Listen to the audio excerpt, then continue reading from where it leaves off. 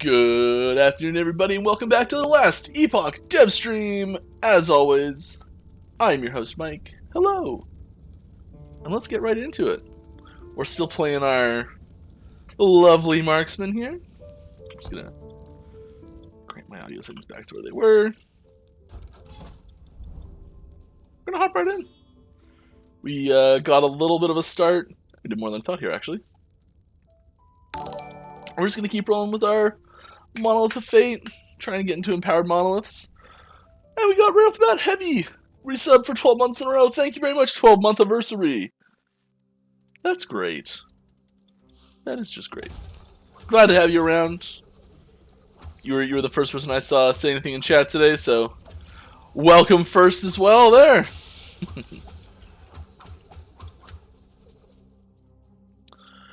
We had for anyone who didn't see, we had a pretty cool little interview with Zizarin. Was it yesterday? I think it was yesterday. Just blurs together, man. Which was a ton of fun. I think there may have been some juicy nuggets that were revealed there. I think there was some new info there. Dan was on with me, so we had a second voice that was making mistakes with me. Easy. Too easy. So for everyone who's possibly new here or don't remember, if you have a question for me, please slap an @LastEpochGame in the question so I can see it easier, and I will be happy to answer it. We also we're streaming for charity, so all the money that comes into the channel, whether it's from bits or subscriptions or donations, link at the bottom, it all goes to charity. Currently we are matching donations on charity for our current one, which is UNICEF for children relief in Ukraine, which is great. Matching it up to $10,000. Usually we do 1 month. Today's the last day of 2 months. I don't know if we're going to keep going for next month or not. We'll see what happens. It is a really good one. I do really like this one, so... But, there's lots of good charities out there as well. So we'll see what happens. And I think that's about it. That's all the housekeeping. We've got a few other things here. We've got a very generous donation from Theraxes. Recognize that name? I feel like last time I saw it too, I was like, that's a cool name. But thank you very much. Very happy to have that. Get that ball rolling. If you don't see your sub numbers going to that tracker during the stream as well, that happens in between streams because we didn't have a way to make it auto-update for donations.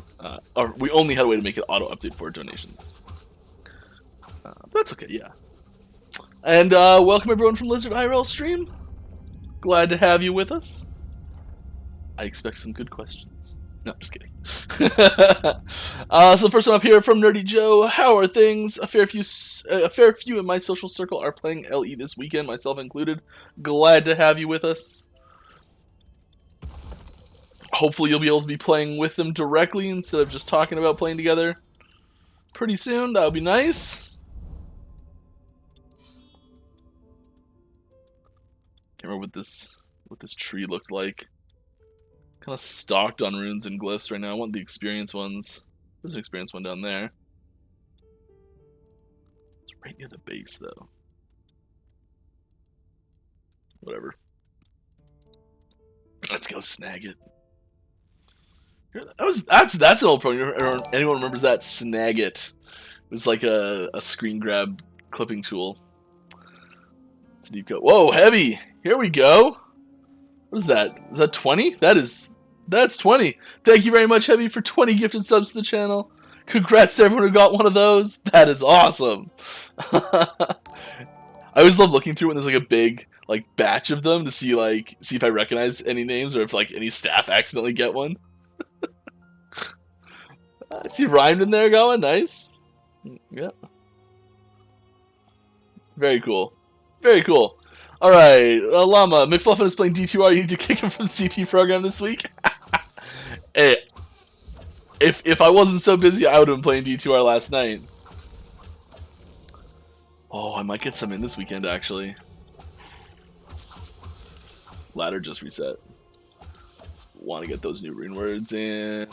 get that, get some like some buff Act 5 mercs with that might aura, you know. Oh, Not happening. looking forward to that. A last wish on a Act 5 might, Act 5 mercenary. That'd be good. And another one here from Paper Martin has tipped $20. Thank you very much. I hope that's still updating automatically. I assume it is.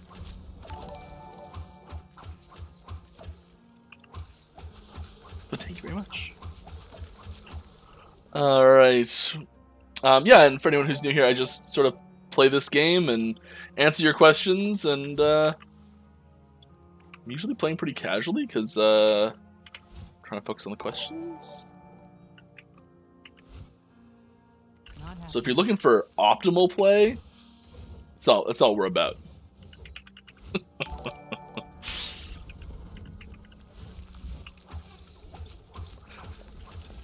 Hi Motobu, nice to see you.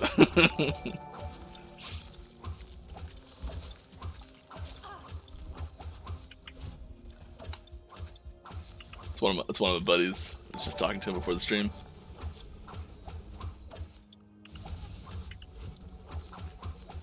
Nice interview with Ziz Perry. Thank you very much. I hope you enjoyed it. We've also got a. Well, I think it's today. I'm gonna double check, make sure this is today before I say it. One sec.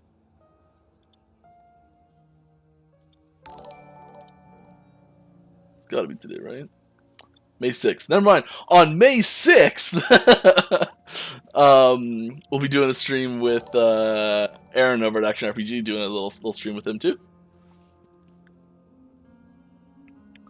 Which, oh man, I hope you already announced that and I didn't just ruin it.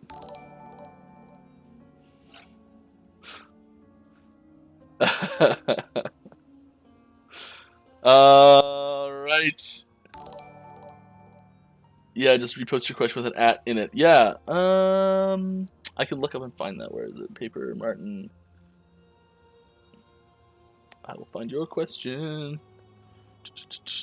Hi, is there any plan to have Diablo 3 type transmog systems where you actually get cosmetic versions of every single item you pick up for the first time? I would say that there's going to be. Oh, you did redo it. Cool. Yeah, if I miss it, you feel free to redo it. I'm usually a little bit behind on chat, so yeah. Only repost your question if I've clearly skipped it and gone to questions after yours. Because I do try and get all of them. Or at least acknowledge all of them if I can't answer them. Anyways, Transmog System. I think there's... so I can't say that we'll be doing exactly the same as Diablo 3, where like every single item you pick up, you just can transmog into absolutely everything.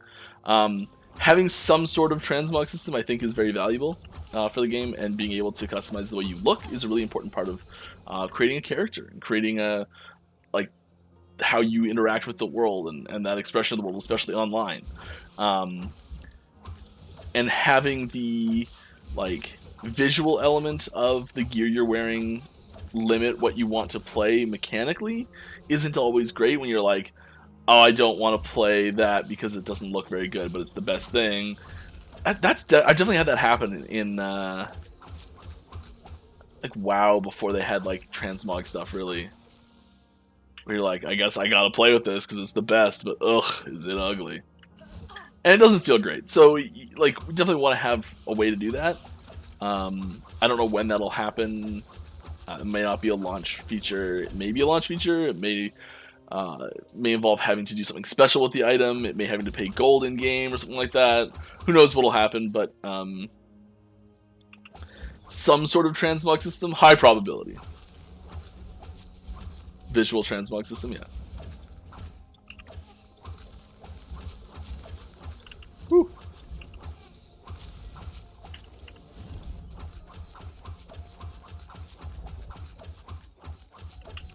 Not happening.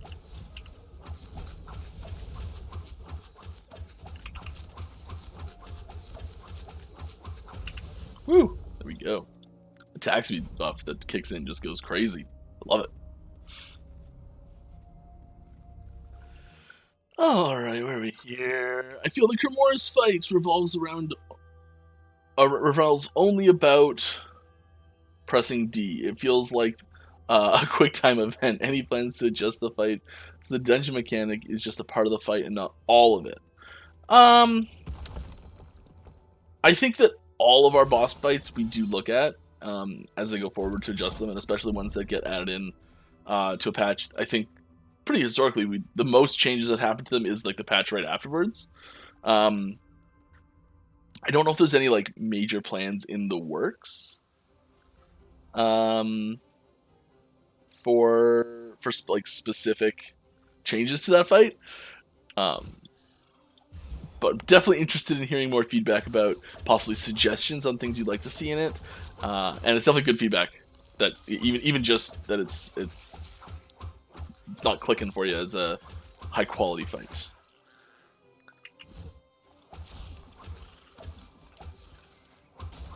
So not yet, but open to the idea of it.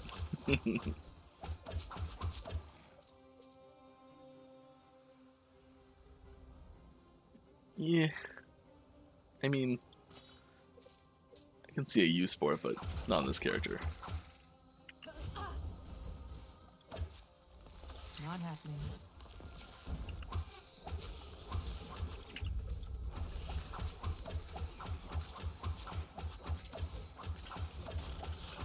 Really shouldn't stand in the middle of everybody on this character. And yeah, 3 to 5 minutes is generous. That was a cool little dash. Oh, cannot make that happen twice. Maybe a one-way trip. I love finding those little movement skips. Try one more time.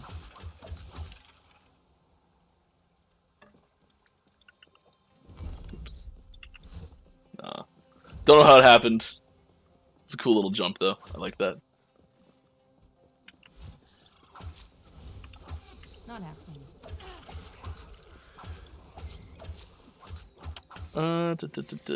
For trading focused players, the last interview feels like the game isn't meant for them. Can you elaborate on this and not give them false hope? I mean, so if your plan is to play, I would say, okay, first of all, we don't have our trading system set in stone yet. It is very much still evolving. So anything I say here regarding what it is now and what it could be eventually is more of a goal. Like that's why I was talking about like the goals of the system are this. Easy. Too easy. And a lot of that is because we don't have it 100% set in stone of what's going to happen, and it can always change. Even if we do release something, we say like, okay, it's not working for this, and this, we can change it. So I would say the goals of the system, at least initially, the primary focus is around, well, not invalidating the loot hunt. So that's a really important part of it. I have these all written down, like a great little list of them, and I'm trying to remember them all. It's not going to work. I'm not going to remember them all. Having the ability to play with your friends, and when you find something that's great for someone else that you're playing with, especially when you're actually actively playing in the same map at the same time together, that's the most important thing.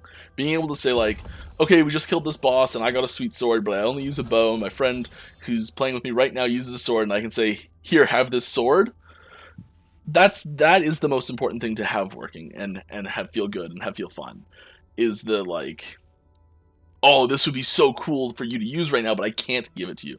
And like that was the stuff that was happening when we were first initially doing our playtests. Was that was happening a lot before, like, and we were sitting there, even like we all know it's that we can't do it. We all know that like what the plans are and everything like that. But we're all sitting there like, I still wish I could give this item to you.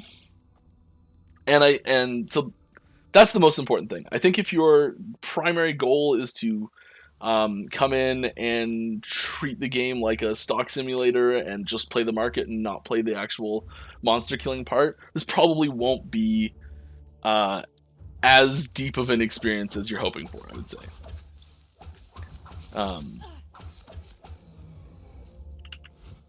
I don't know what that means yet, really, and the details of that, but if the primary goal is to just play the market, I'd say it's probably going to be a little bit more shallow of an experience.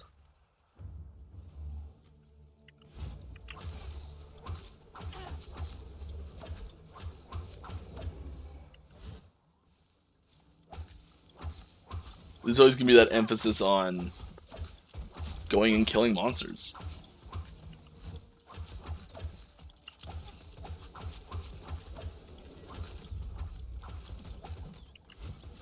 But like, yeah, we know that having an economy and all those sorts of things, and having ways to... One of the things that gives items value and finding items that are really powerful is the... Even if you're not going to use it, is the possibility that it can exist outside of what you just picked up, like where you are right now. It's useful. Its use is more than its intrinsic use. So like, its value is more than what it can do. There we go. That's the line. Its value is more than what it can do directly, because you drop something like this and it's like, okay, great, I've got this, but what if I'm not using this type of build? Does it hold any value? Yeah, it still needs to hold some value.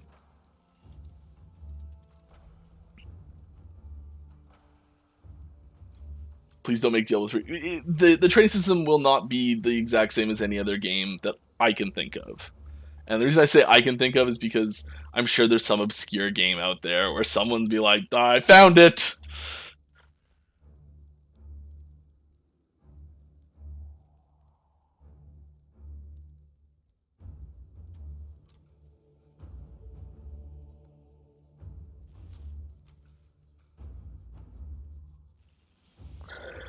Alright. I don't know if you guys can... can we expect the... When can we expect the next big update? I do not have a timeline for it for you, I'm sorry.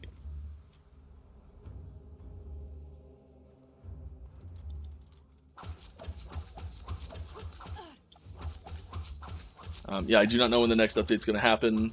We're still pretty fresh from the last one. Like, was it 3-4 weeks? It's been about a month, isn't it? Yeah, okay, it's been a while.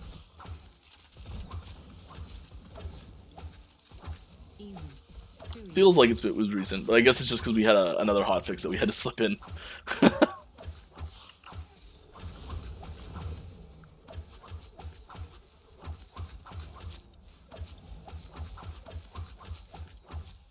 But it'll be a little while still. Like, there's... Don't start looking to the next big update yet. we've got a while still. I don't know if you guys can answer that question yet. Oh, referring to the trading focus players. We're talking about performance patch soon. Talking about performance patch for soon yesterday. Zid's interview. Is there any date confirmed? No.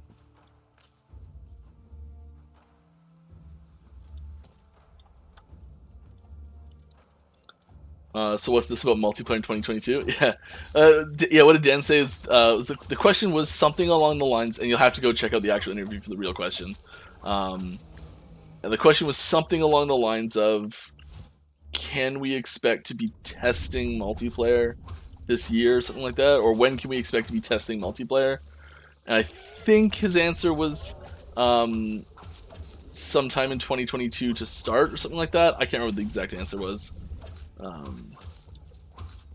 Please go watch that stream or someone clip it and find the actual answer that Dan gave, because this is not me giving an answer. This is me trying to remember what he said as an answer.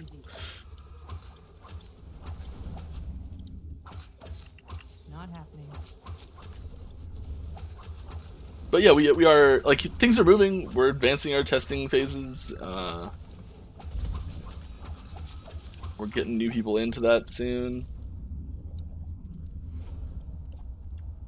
It's moving along. Like, it's a very long process. Hey Mike, are we to expect any major changes in terms of how the end game plays out, along with more incentives to look forward to when you do reach end game, apart from monos, echoes, etc.?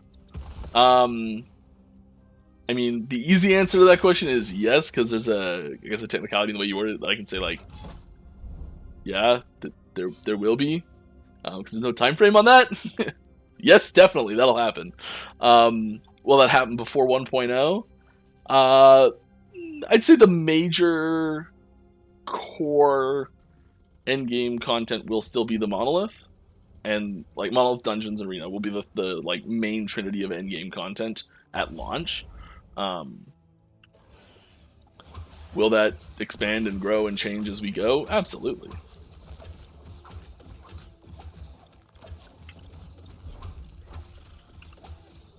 Easy. Too easy.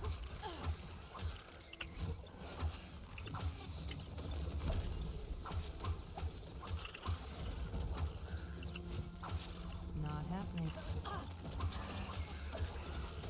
Oh! Here we go.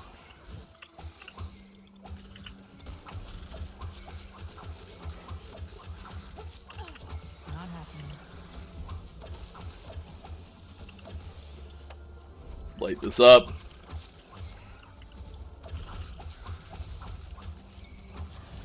Oh, here we go.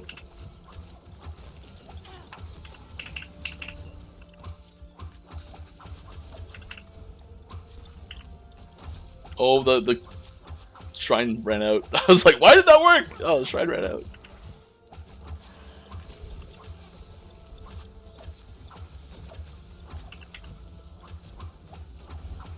Not happening.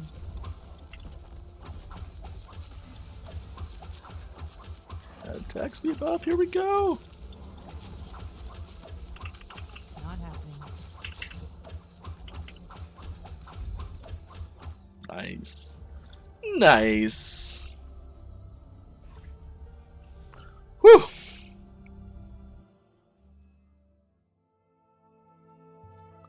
How about items can only be traded once, then there's also no flipping but helping friends that join later. That's definitely an option we've considered. We've considered having items have like there's like basically anything you can think of we've talked about. I'd be pretty confident in saying, because like there's so many different options and so many variations on all the options. So like a spin-off of that one is you can have items that have a set number of times that can be traded. So you can have like maybe a unique can be traded like 3 times, but like a rare item can be traded like 6 times or something like that. Yeah.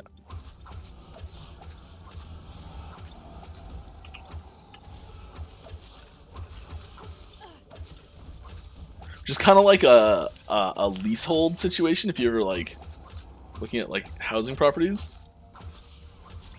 which are if there's non-leasehold things available, the leasehold situation is just terrible. But on its own, it works.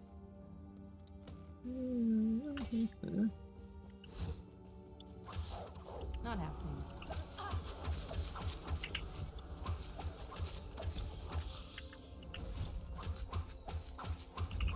Gotta level up here. We're way behind, aren't we? 77? We're in a 90 zone. The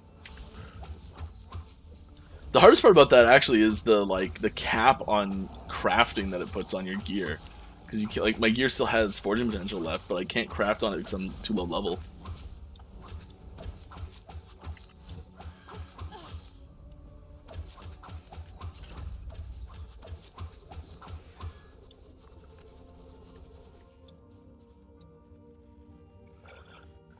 Is there anything that can be done about how Legendary Potential has made normal unique drops feel like white and blue outside of keeping well-rolled ones as placeholders or leveling gear? Uniques no longer have a wow factor when they drop. Any systems being planned considered to address that?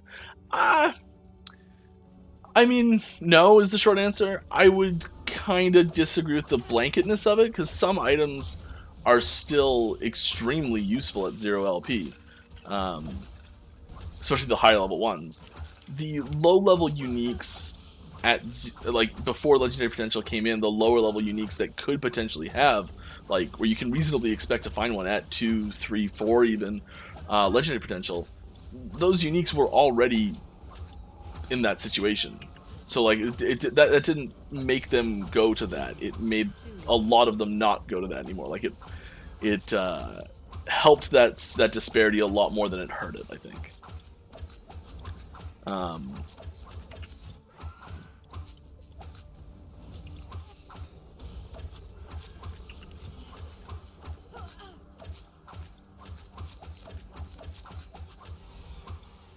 And as you said in the question, they do have uses, especially well-rolled ones. And that's an interesting thing as well. Like I was there was one question I can't remember where this was. We were talking about this, but Not happening. even in some cases, lower legendary potential items can be upgrades if the roll ranges are high enough and the roll ranges are different enough. So like, there's some items that intentionally have extremely large roll ranges, whether or not it's just something we wanted for the item or it was requested by the person we were making it with for supporter uniques. Like for example, Zizerin's helmet, the squirrel, Herald of the Scurry, the roll ranges on it are one of the biggest roll ranges on items in the game. It's huge roll ranges. And in some cases, a 0 LP version can actually be better than a 1 LP item pretty handily.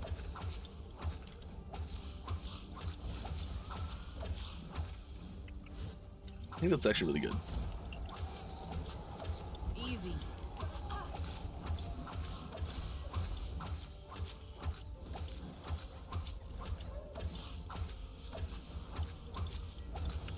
I think usually the style of system that gets brought up with that is have failed, worthless, pointless, expired, not useful uniques, however you want to say it, be useful in crafting in some way. So have them. The example that gets brought up a lot to me is Diablo 3, where you can basically break down the unique into or the legendary in that case, into its crafting components to be used later. And I think that's a great way to do it. It makes them all worth picking up to some degree because you're going to use those materials. And I think it works really well in their system. We don't have anything planned at the moment like that, but that doesn't mean it can't happen.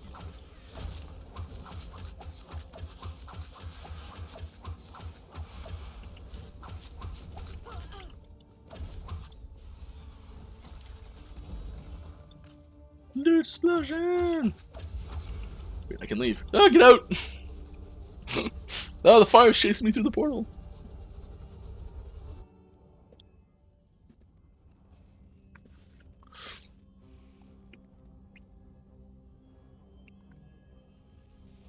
I think one of you guys said at some point that there would be a way to level new characters after the first one faster. Is that coming anytime soon? It is! It's coming in about -7 months.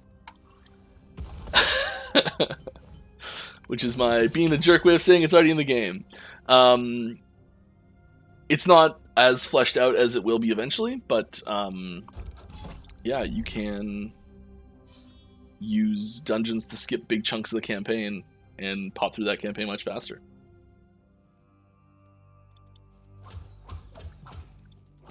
Rhymer missing the question. Oh, he said it right after. Yes.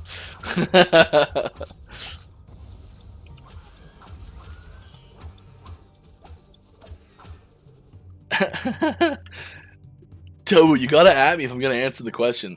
But I'll answer it anyways. As a person, do you feel more like a dwarf or a wizard? I mean, I think wizard. Mostly because I'm definitely not short. And, don't really know how to swing a battle axe very well. Oh, and also I'm magic, so. Oh! Jesus Christ, get out of there!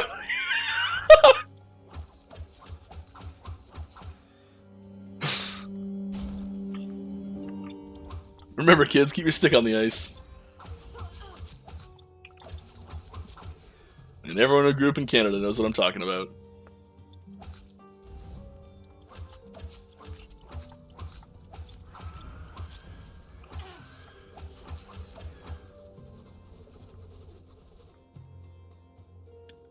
Keep your stick on the ice was keep your hands on the keyboard.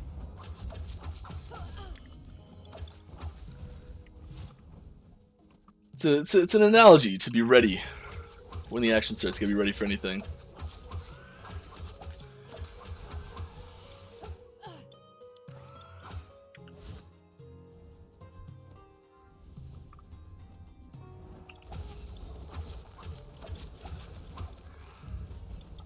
Oh, alright, what's your favorite and least favorite defensive mechanic in the game at the moment?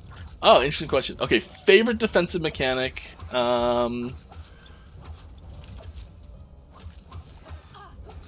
Favorite defensive mechanic is endurance, specifically because it has the tendency to leave you at very low health and make it feel like you almost died even when you didn't really almost die.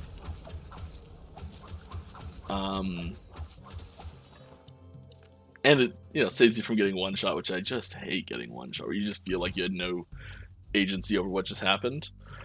So that's my favorite one. Least favorite's hard. Least favorite's really hard.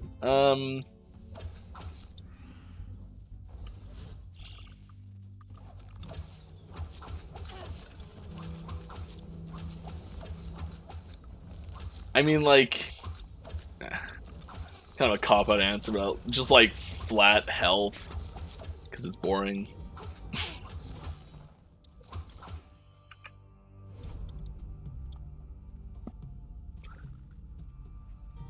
When you mentioned rares uniques traded a certain number of times, you could have been, you could have traded be.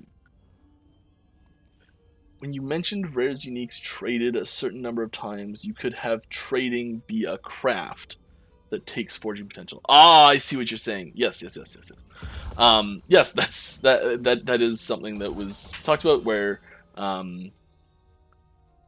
the big problem with that is that then you have to give forging potential to. It was called crafting potential at one point. Forging potential to. I'll let you figure out why it's not called crafting potential. But uniques and sets don't have forging potential, and it's clunky to add it onto that specifically for that one thing. Yeah, it doesn't. Yeah, it gets messy quickly. What's the craziest idea that's been discussed in LE? Something that got tossed out. I mean, we come up with things that are like, wouldn't it be funny ifs all the time? So I don't know. I pick the craziest one, like, convert the game into a 2D roguelike game. I heard someone pitch that years ago as a joke.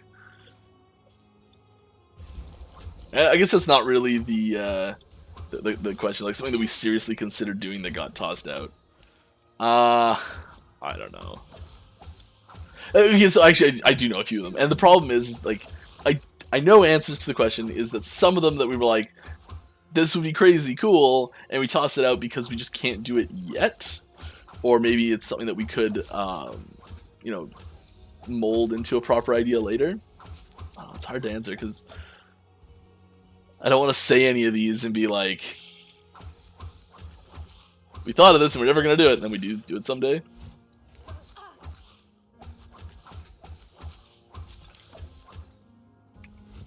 I don't know. Brimer, if you're watching still, which I assume you are, if you've got any good answers to that, DM me and I'll say it, but I don't have a good answer, I'm sorry. Is there any chance for the masochist mode to be something equivalent to D3 Inferno mode in terms of challenging where beaten gives the game some great satisfaction? I mean, that's kind of what it is. There's no real reward to it. It's just, good job, you beat it really hard. Like, it's just a challenge. It's a bragging rights challenge. There's a term for that. It's like a game term for that. I can't remember what it is right now. Alright. Oh, hi, Mr. Dev. Can you look into making the health bar over your character take priority over everything else, like minions, etc., that block it all the time?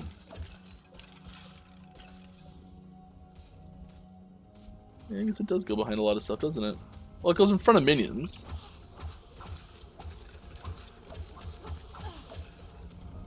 Because it's the layer it's on has to be in front of minions, which it is. Because all enemies are on the same layer. All enemy players, they're all on the same layer. Should be. Yeah. Okay. So it goes behind items, which I think is important because you need to be able to click on the items.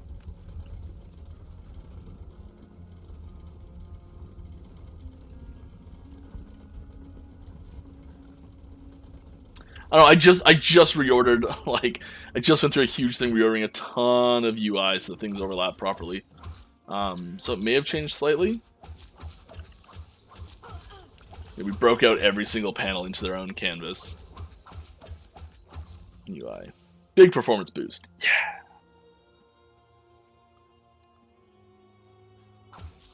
And more granular control over what's in front of what, which is nice.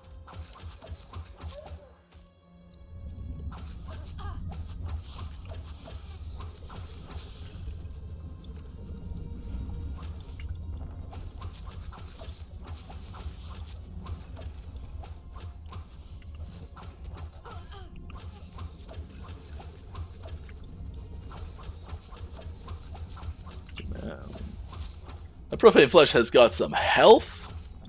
It's got some heft to it. Beefy boy. Easy. Too easy. Here's a little tidbit.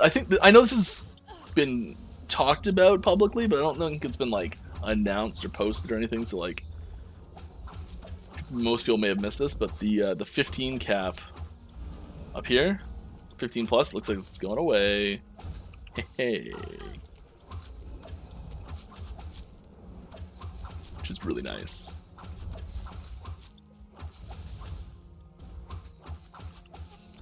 Which is like the fact that that cap is there is actually what caused the why we didn't catch the unique interaction with whatever that hotfix we just had to do to make Ward not go bonkers.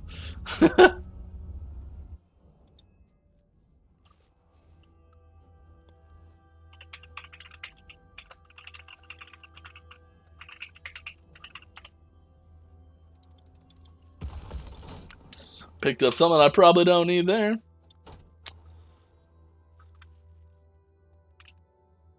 Yeah, that increased cold damage. If we could switch that out, that'd be nice.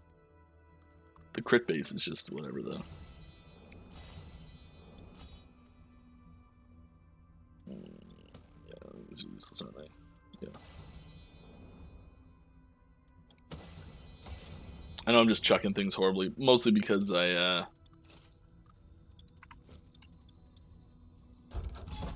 terrible and don't really need to keep the stuff. Panic portal, yeah, that was a panic portal a little bit ago there. We're all in this together, yeah.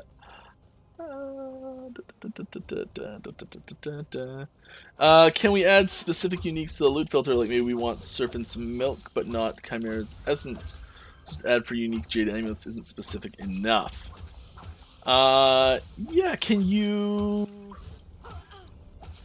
Is it possible to add a property of one of them right now to like...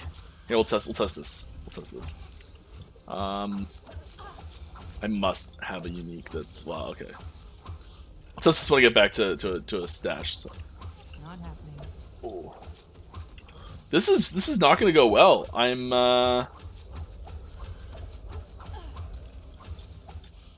Oh yeah, this is... Easy. Too easy. I have a good feeling about bad outcomes here.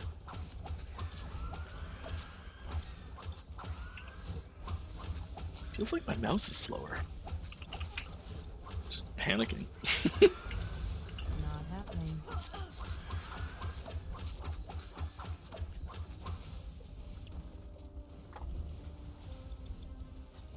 Yeah, there we go. It was set lower. That's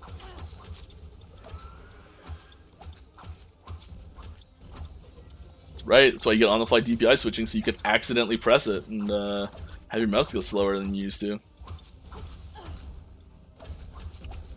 Not happening. Oh, that's a lot.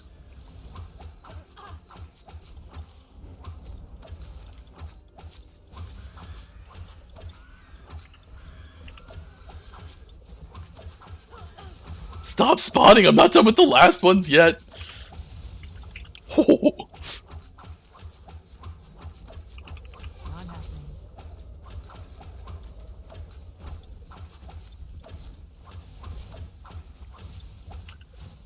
I've been marked for death. Whoa! Not Just happening. apparently selected all of the chat window.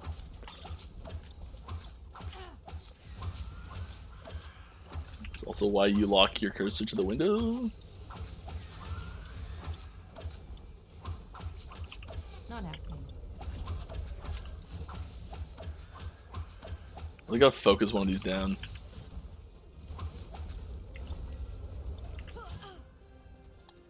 Not happening.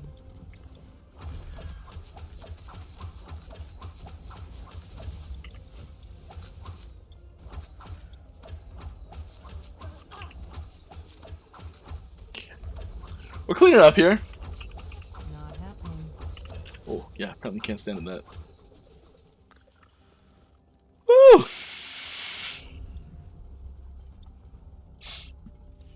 Alright.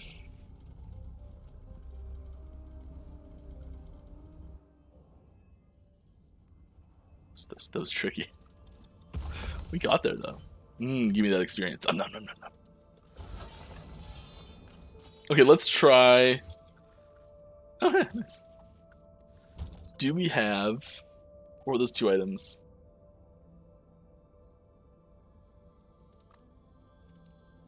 This button.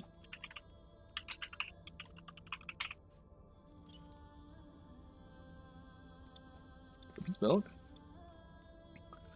And...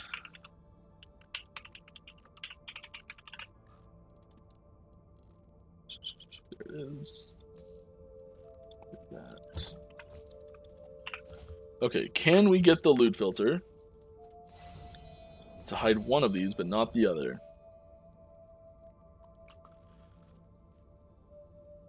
Increase poison damage.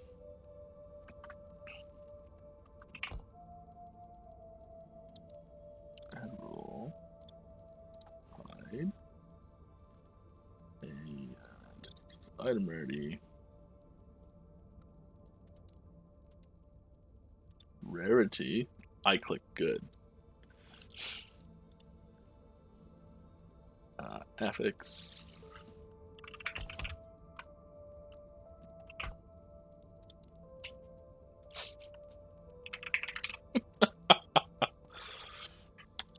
Poison damage. Confirm. Add. Oh boy. Here we go. Oh yeah, eh?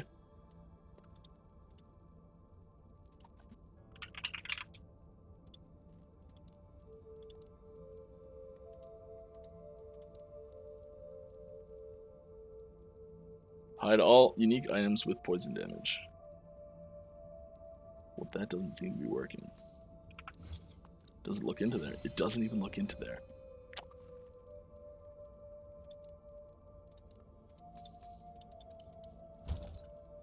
I think it should. Yeah? I don't know, put that in the feature request. Well, let me maybe take a look at it.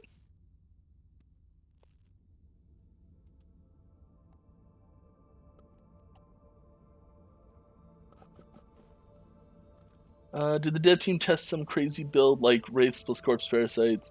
Because it almost killed my GPU talking on a AMD RX 590.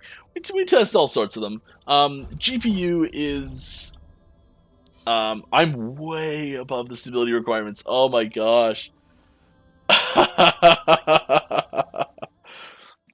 I'm just gonna take the loss and portal out. So the reason why you're having performance issues there, it's probably not a GPU problem. Yeah, the GPU is working hard, but if you're having frame rate issues, it's more likely a CPU problem. Welcome everyone from Eggshell's channel. Glad to have you with us. I guess I can do my if this is your first time here spiel. If this is your first time here and you have any questions for me, please feel free to add An at Last Epoch game in the question, and I will get to it as soon as I can. I'm a little slow, but I will do my best. I sit, I play for charity, I answer questions, I love it. That's about it. This is where everything goes. Yeah, for anyone that doesn't know, I'm one of the senior developers on this game, which is pretty cool. I like games. I like making games. I like playing games. Let's move on to the next question. Health suffixes conflict with dodge and armor suffixes. Yes. Very much by design. Would it be desirable to EHG that a player builds armor dodge suffixes and skips building health altogether? I don't think so. A lot of the defensive layers are... This is not true for all of them. But a lot of them are kind of hoping you'll get some of it. And absent some specific reason why you don't want that thing, like you specifically need a low max health pool or something like that, we kind of hope that you're getting some of all these things. Health is a really specific one that I'm talking about here. Dodge and block, I think, are ones that are more prone to an all or nothing type look. But there's lots of places where dodge and block aren't available and health is, and vice versa. Possibly not vice versa.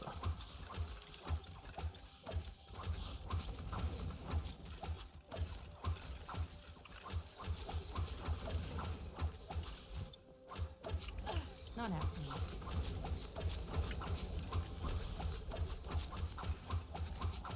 Kicks in right as it's done. Ugh.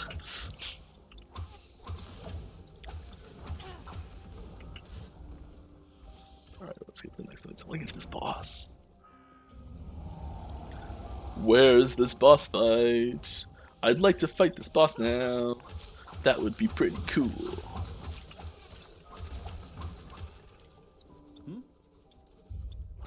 Yeah, you buddy.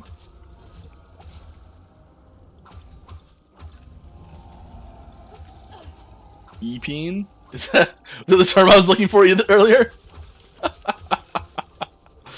No. Was it?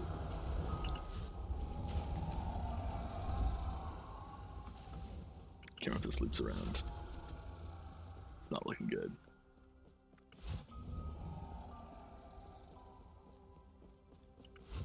Come on, loop around. Come on, loop around.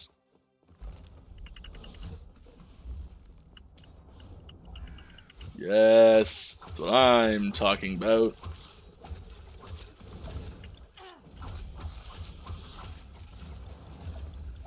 When will you allow me to spend my money on MTX? I'm starting to get frustrated. I can't have my bow glow and lower my FPS even further. Well, I mean, it is a good point. We do have higher priority things to work on, like improving the average frame rates in the game. But yes, we're working on MTX stuff. I do not have a set timeline for it. As you can see, we've been putting a lot of work into modeling out weapons, like base types, unique items, new armor sets, everything like that. Speaking of, I have a new armor set to share with you today.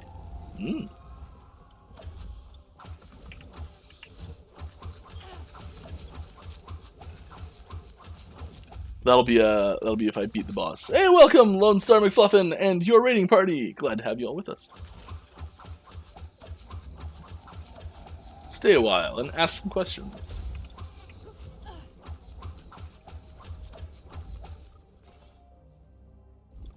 With the addition of Lightless Arbor Gold Sync, which is great, by the way, thank you, I do agree.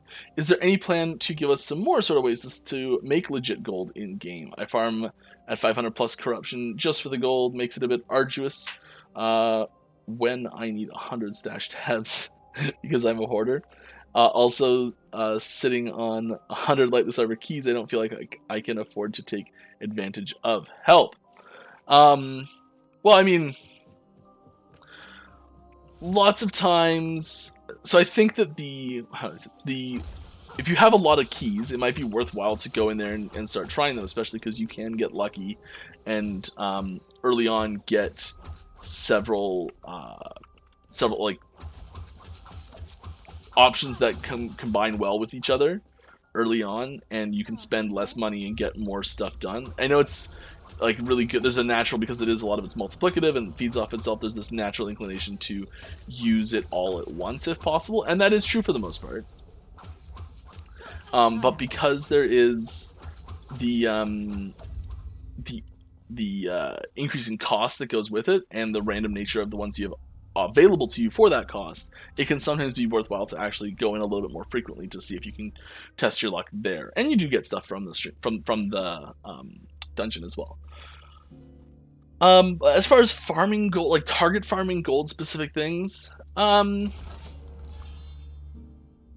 it's an interesting problem, because very recently, before this patch, everyone was looking at us like, I have all this money, nothing to spend it on, and now this is not the first time I've seen this, actually. It's funny, is that as soon as the patch happened, it was, I want to spend all this money, but I don't have any. And it's like, I guess we need to find a few more things to generate and spend money, so there's like more options to pick from out there on both sides of the coin, just so it's less of a big swing every time we add one to either side. If that makes any sense? But I don't have any specific things to share for you right now. I'm sorry. Release the damn game already! I don't want to pay $30 for beta again. Yeah. Well, if you've already paid for the beta, you don't have to pay for it again. But if you're referring to a different game, then yes, it would be again, I guess. Sorry. But we will be unfortunately releasing the game when it's ready. A poor release, I think, would be a poor quality product release would be detrimental overall to the long-term health of the game. And this is something that we are hoping is and planning for to be a very long-term project for us. We want this to be something that we're still making content for years from now, and we're still like creating new gear, creating new challenges, creating new everything, new systems, new mechanics, new characters, new everything. And the only way that's possible is if we hit launch strong. Which I think we will.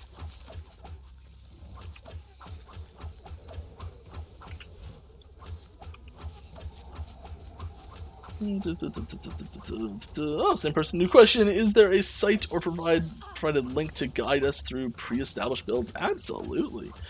We have some wonderful community members that make some fantastic tools that are really good for creating your own builds, and also for looking up and sharing other people's builds. You can, like, I know a lot of YouTube's just a great place to do it as well. There's so many people who make build guides for Last Epoch, which is, it's like, that's really cool to see just in general. For a while I had an alert set up every time anyone uploaded a video with Last Epoch in the title. It would like alert me. And it got to a point where there was too many alerts, and I'm like, okay, this is, I can't keep up with these. I'm gonna just go back to finding them naturally. But yes, there's lots of them, and I'm trying to remember the name of the website exactly because I just have it linked in my bookmarks. I think it's just Last Epoch Tools has a build guides section where people can upload their build guides with like links and even loot filters to go with it that are all in that one place.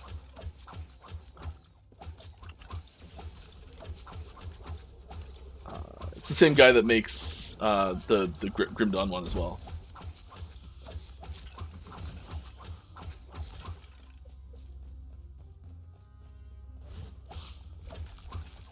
Not happening. Alright, let's get to this boss.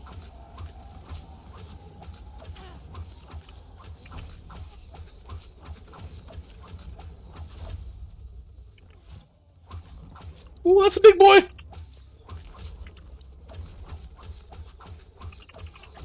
He is not messing about. Oh. Oh. This is... Okay, what's my fire res? Not fantastic.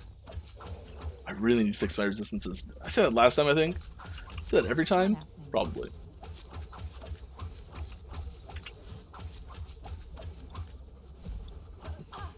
That was a generous hitbox there for that.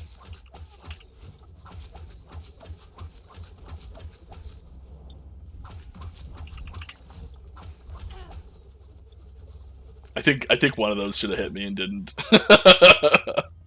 I'll take it though. I will take it.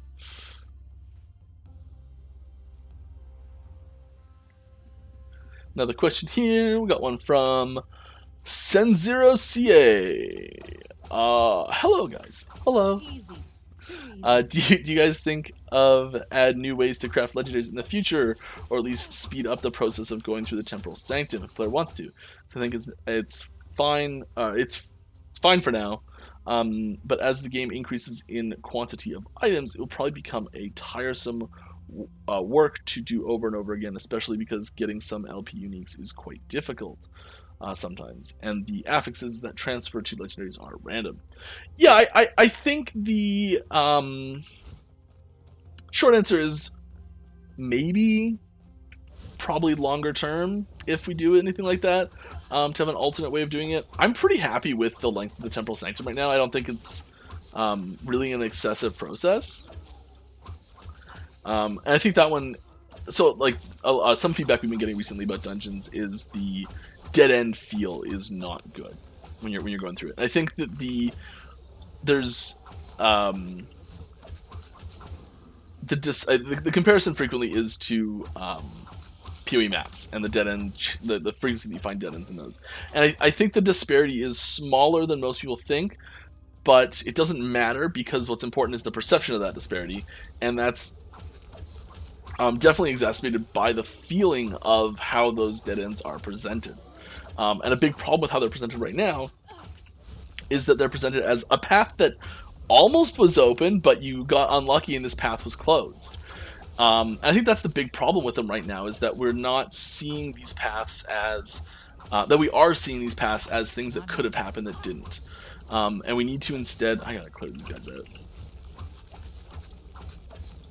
And we need to have, ooh, that was close.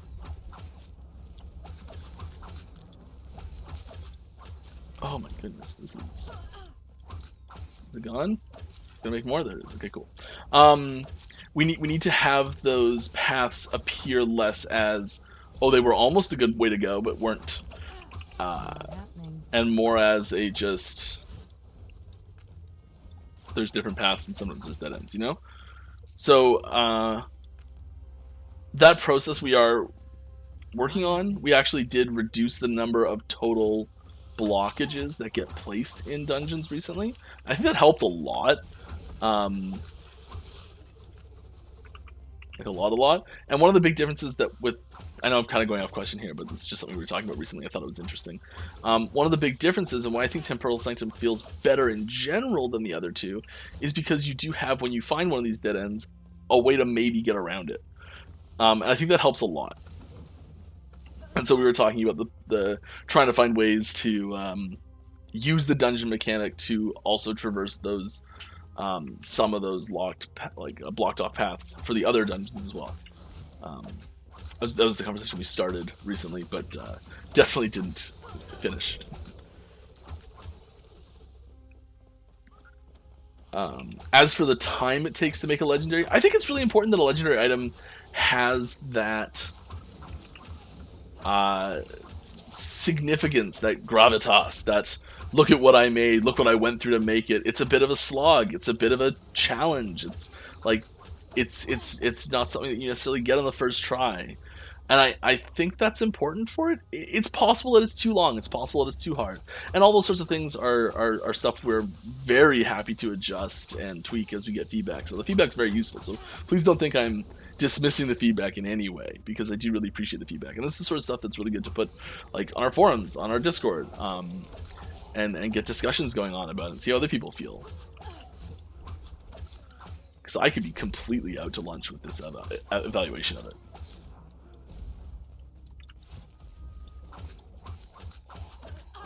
When was the last time anyone went out for lunch? Oof, been a while.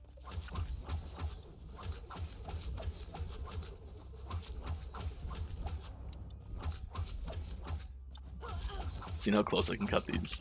Not happening. It's pretty generous. Like, I'm right on the edge there.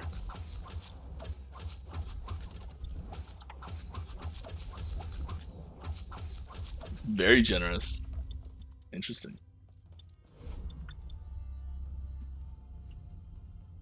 And yeah, with the affixes getting transferred being being random as well, that's definitely tricky. It gets less random the luckier you got in the previous stage. There's like a cascading RNG system where like you have to get lucky, you have to get lucky again, you have to get lucky again, and the luckier you get early means it's easier to get lucky later as well.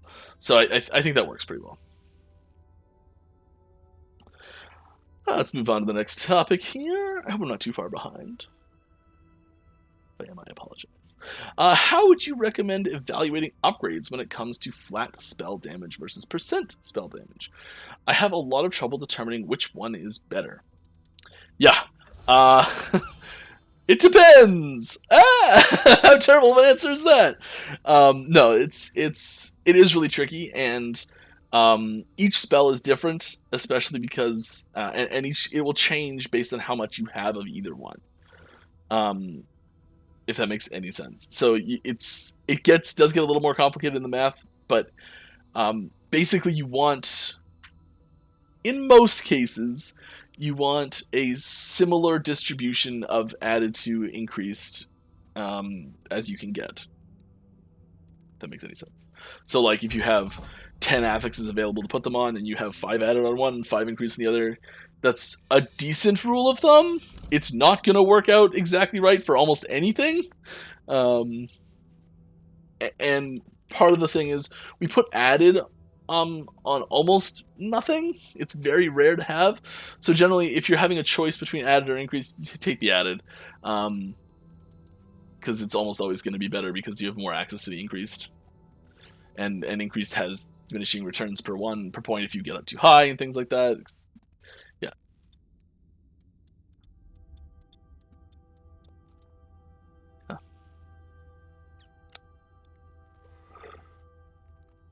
And then Llama said it right afterwards, the short version of exactly what I said. Flat damage is usually better as it's harder to get a hold of. Yes, that's the easy way to say it.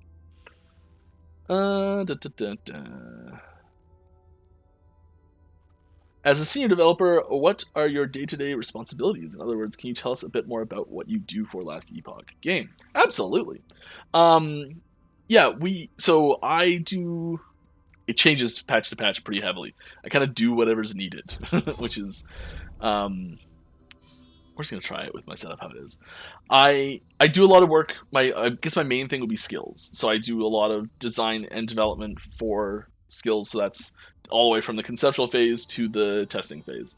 Reimer's in chat right now. He does a lot of that as well.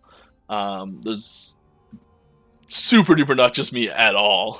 But I'm one of the people that does that. I also do a lot of work on items. So that's conceptualizing all the way through to testing of items like uniques, base types, all those sorts of things, item affixes, and then because they're very, very similar, so they're very tied together. It's basically the same thing, just you're getting it from a different spot, really. And then I also do a lot of work on UI. So like, what am I working on right now? I'm working on implementing a system where when you're in multiplayer, and if you say you open up your skills menu and you can't see your character, we were having situations where people were like, we were playing online with each other, and people were just like standing there doing nothing, and people were like, "What are you doing? Are you there? Like, Mike, you're just sitting there. What up? Oh, sorry, I was just putting some skill points in," or "Oh, I was just putting a passive point in."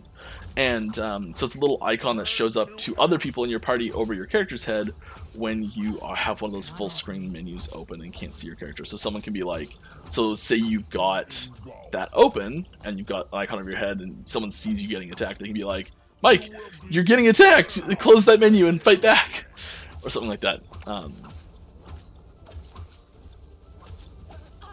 And so that looks like taking the visuals from the person who made them and putting them in the right spot in the gameplay objects. I'm trying to avoid using like technical terms. but I'm stumbling not being able to say what the technical terms are. So, like, yeah, I, like, put them in the prefabs the right spot, assign references, and create the scripts that will turn them on and off at the right time, and create the RPCs that will send that information to the other clients, and yeah. Flames consume you. Embrace the flame. Eternal. Strongest burn the brightest. Yeah, that's right, stacked up all together. Ooh, 2 keys. Armor, necrotic res shred, stun duration. Armor.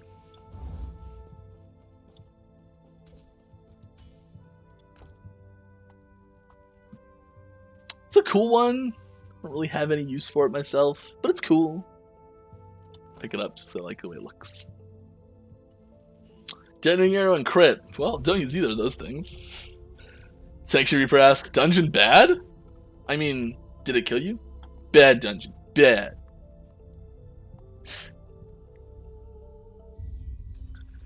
The fun has arrived. Welcome to the party, Aaron. How's it going? You already announced the thing, right? I didn't make a mistake, did I, earlier? Please say you already put something out. If you didn't, you should. Because I'm a bad person.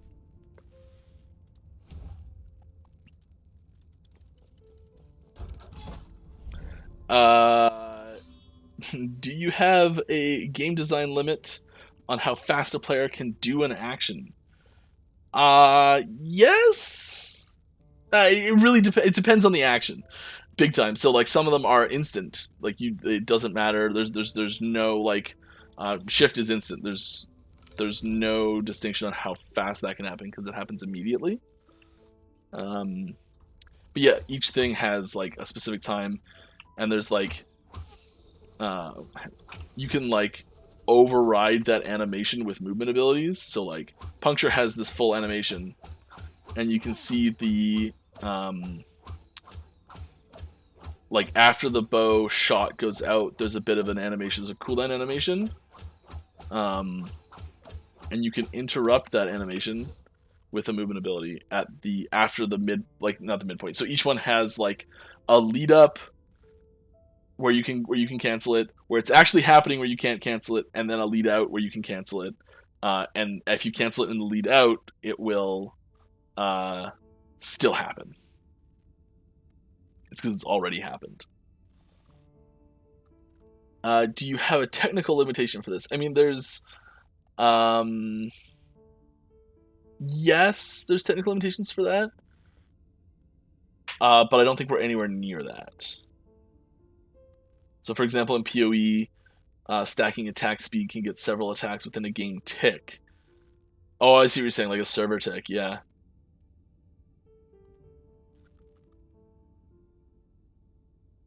Yeah. I'm not going to answer the specifics of how of like the tick rate of the servers and what the minimum space between that is, but I don't think it's possible from a game mechanics perspective to get under the server's tick rate. So I don't think it matters. And I could be wrong about that, but I'm pretty sure that was one of the requirements for what we set the server tick rate at, was that we had that this did put us on a cap, like a hard limit for how fast we can make things happen. All right, which one are we gonna do next? Last rune, Age of Winter. Say it now. Say it in chat. I'm gonna go to the. Oh no, wait. I'm gonna do. Sorry, ruining everything. I'm gonna go do an arena. Right, it's the thing I'm doing. And the arena's not at the end of time anymore. Hey, I know where I'm going, but I don't know where I am. Whoa.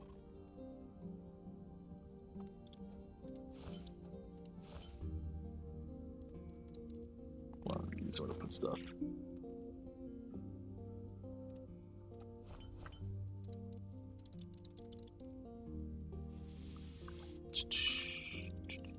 Arena key. So the tab is full. The tab is full!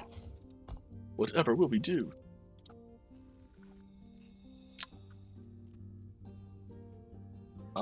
Is there a plan to develop a path of building like tool in-game, or would it be up to the community?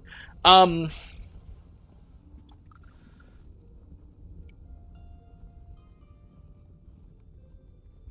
don't want to commit either way right now, unfortunately. A lot of it comes down to our plans change really frequently between patches. We have like plans ahead of time. So we've got like plans that we want to do. Okay, we want like this is next. This is after that. Yada yada yada. But every single patch, our priorities change. New things happen with the community, new things happen with the game, someone discovers something, someone gets a new idea, things change all the time. So our plans change pretty frequently too. And sometimes something that we had planned gets taken off the list.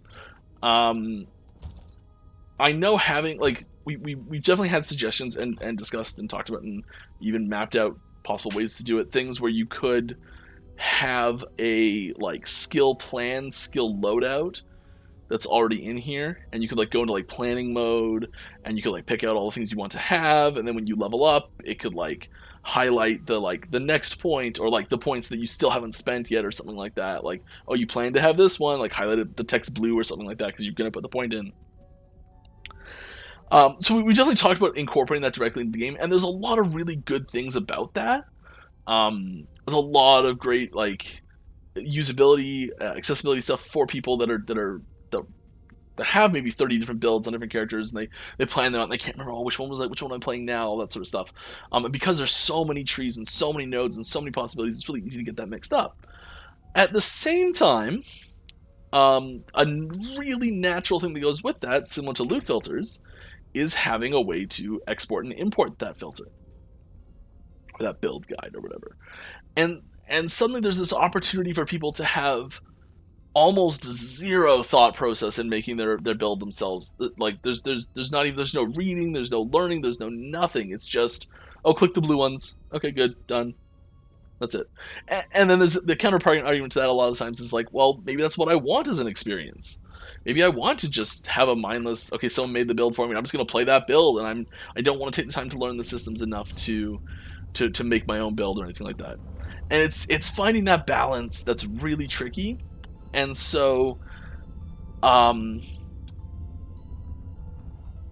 it would be nice to have an in-game system like that, we're not sure if it's an overall healthy thing for the game or not, and it's not necessary for a 1.0 release, so it's not going to be there for 1.0. I can say that for sure.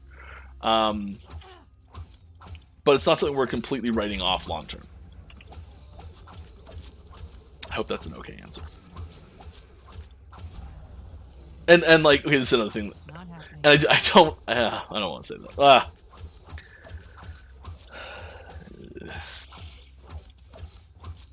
I really don't want to deter anyone from making a cool tool, because the things people come up with and can do are amazing. So I don't want to be like, yeah, for sure, we're making one. Everyone should just stop making one. Great, you know, because sometimes the tools that people come up with on the communities are better than what we would have made. And like, there's already some really cool tools of stuff that we've planned to make that already exists out there in the world, which is really cool to see. But I don't want to put any pressure on community members to make it seem like we're expecting people to make these tools, and I don't want to put any deterrence on people to make these tools either, because I don't want them to feel like they have to or anything like that. You know, like, it's a hard question to answer because I don't want to influence people's decisions to make tools or not. But I kind of get, it kind of feels a little bit like that's what you're asking for, to see like if people should waste their time making these tools or not. I hope I'm making sense a little bit.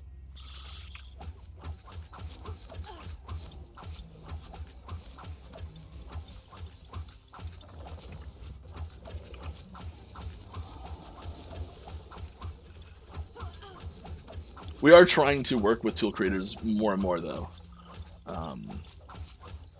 to be able to make their lives easier.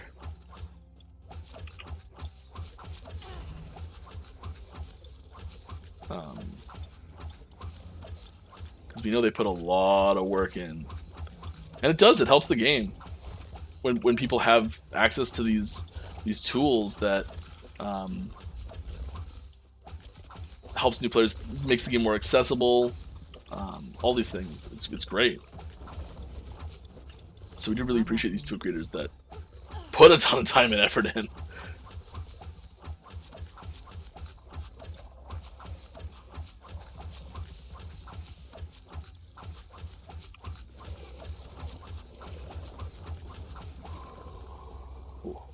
This is a spicy arena. I am a little concerned I'm not going to make it through the end. Level 90's high. These bosses are tough. These bosses are tough. There's a corpse on the chest. That's why I couldn't see it. Ah. Ah. I smash all the barrels. Oh yeah, barrels now. When you smash one, it smashes them all. Love it.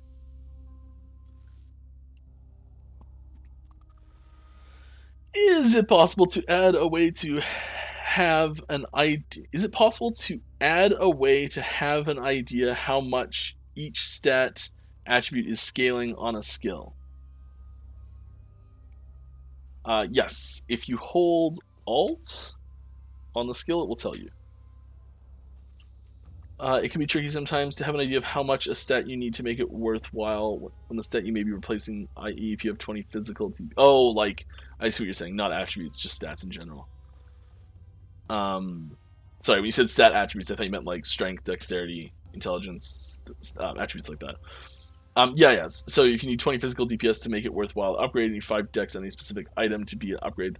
Like in, you were talking about attributes. Okay. Yeah, I mean, hold Alt on the skill. It'll tell you. It's usually 4% per point increased damage. Don't forget to put at Last Epoch game in the question if you have them. I'll see them better, but I see this one. Hey Mike, how many bourbons do I need to give you to be on the beta multiplayer testing team? Unfortunately, I don't take bribes. Should I take bribes? I should take bribes, probably. I can't take bribes. Oh yeah, I was gonna put up a picture because I beat stuff as a celebration. Here we go. Make it a little bit bigger. Cover my beautiful face. Oh, fit to screen. That's not what I wanted. That's too big. Gotta see a little bit of the mugshot. Center on screen. There we go. So this is a new armor set for the Rouge. New rogue armor set coming in. I mean, it's so cool seeing these things. This is one of my favorite stuff. And while we're waiting here, Aaron, I did excited for next week. Okay, great.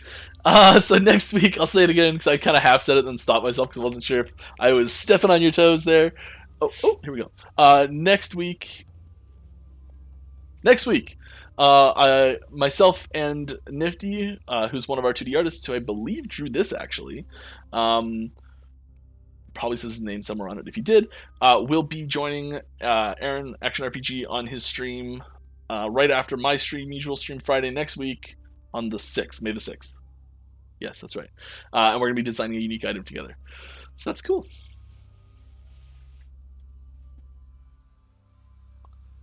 And if you're going to use that as a clip, I'm sorry if I did that with the screen mostly covered by something else.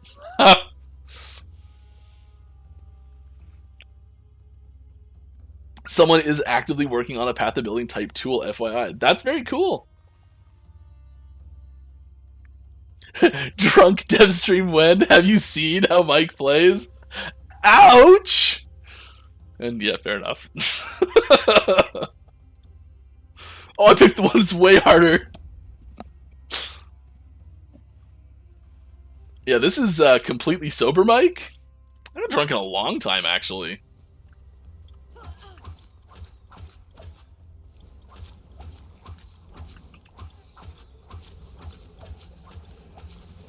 Oh no, I had a beer like 3 weeks ago? Yeah. I don't know, I just only really ever drink when I'm with my friends, and there's still a pandemic going on. So it's hard to get out.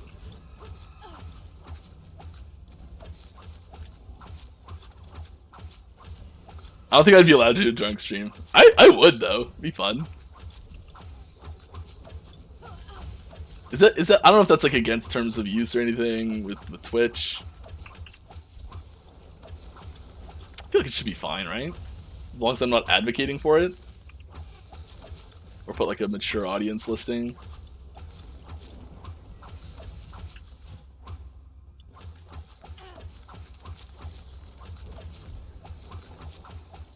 I'm really curious about the rules now on Twitch regarding alcohol and streaming, and like if you're intoxicated. Like I feel like they couldn't enforce like for any people from being drunk on stream.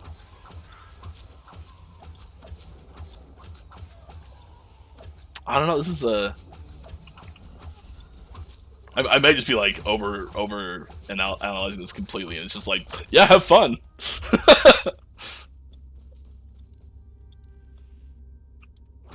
All right, back to the game instead of me talking about alcohol.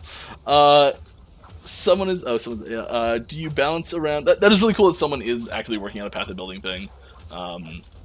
If it's not someone that we're in contact with and they want to be in contact with us to have some semblance of help at all, I mean, it's possible we might be able to do something for them to make their lives a little easier. Can't hurt to ask. I don't know who it is. Tell them to get in touch with us.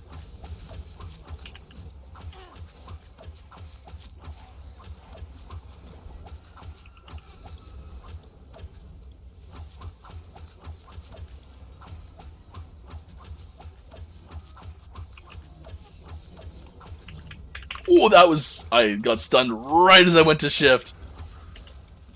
That was close. Someone needs more stun avoidance in their build. It's me.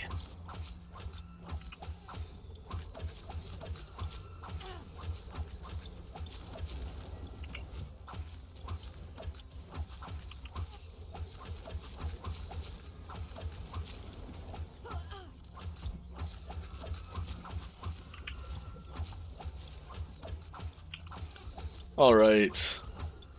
Do you balance around movement speed, or how important do you think movement speed is as a mechanic? We absolutely balance around movement speed. It's an incredibly important mechanic. It is one of the most popular mechanics in the game. You may notice that it only shows up on boots for the most part, and rings. As implicits, I think those are the only two places it can show up. So it's a really restricted stat. As an affix, I'm pretty sure it only shows up on boots. Like, it's not in a lot of places. Part of the reason for that is it's one of those stats where if it was in a lot of places, it would just be like auto select like slots. People just like take it. And that makes the gearing process less interesting if it's just something you take in every slot. So we definitely balance our movement speed. Movement abilities get balanced very carefully. Yeah. What's the thing you're happiest about getting in the game over the past year? I think actually the revamped monolith system. When we like did like a big overhaul in the monolith. That's like technically in the last year, I think. I mean, it's like 11 and a half months ago or something like that, 12 months ago, like it's just under the wire. Maybe it's over a year ago, but I think that's the biggest thing for me. It was good, but I think that when we did that, it actually became a legitimate end game viable system for the game to launch with. So that's the I think the biggest thing for me that I was happiest about doing.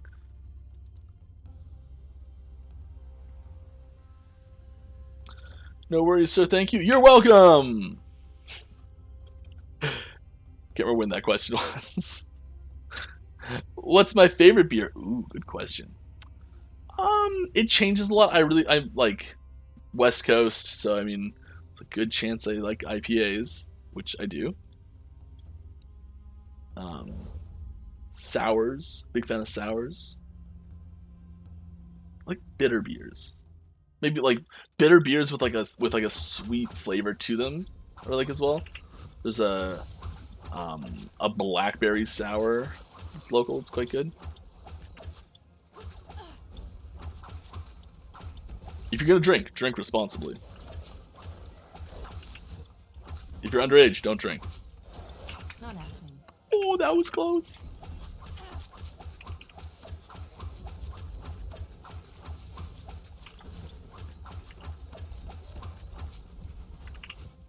Oh no!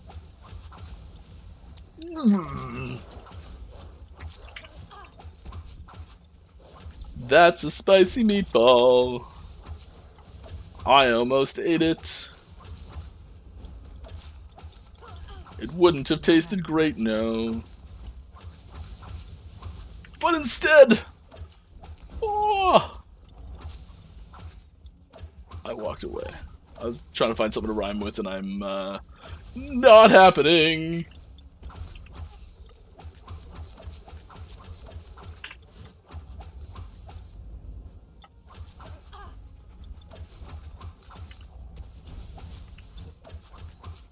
Oh my goodness, there's a lot of people.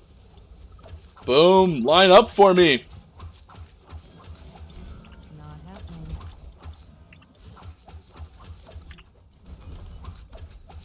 That's right, I threw the decoy and walked right on top of it. Can't make it too hard for them to find me.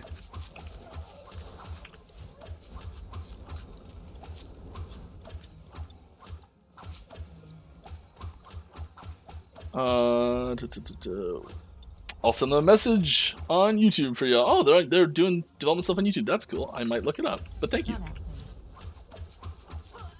Less damage from distant enemies. Alright, let's stand up close. Shrouded Siege Golem of Focus. Not happening. Yeah, okay. We'll do a little reduced damage for a minute or two.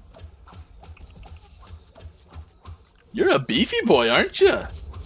Aren't you?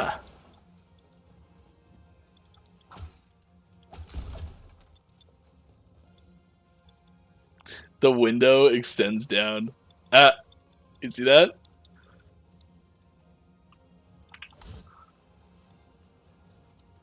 Oh, it extends down pretty far.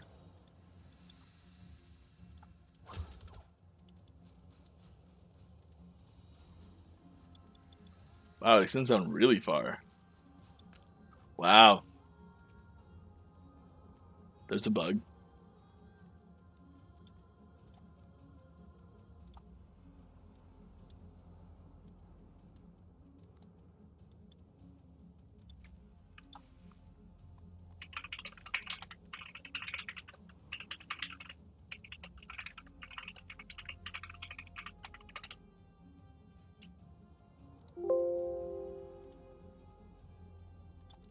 I just sent that to the person who does UI design stuff. Oh gosh! Keep your hands on the keyboard! Keep your stick on the ice, boys. And remember, if the women don't find you handsome, they should at least find you handy.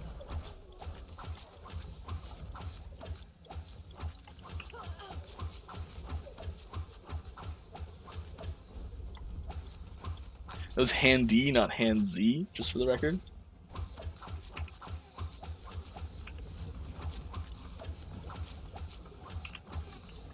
Ooh, that's my face. It now looks like a caved-in pile of cardboard.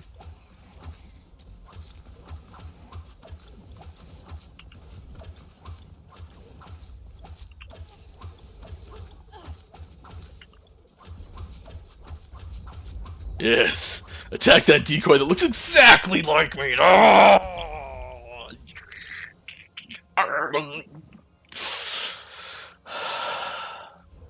I'm fine, no big deal. Who cares, right?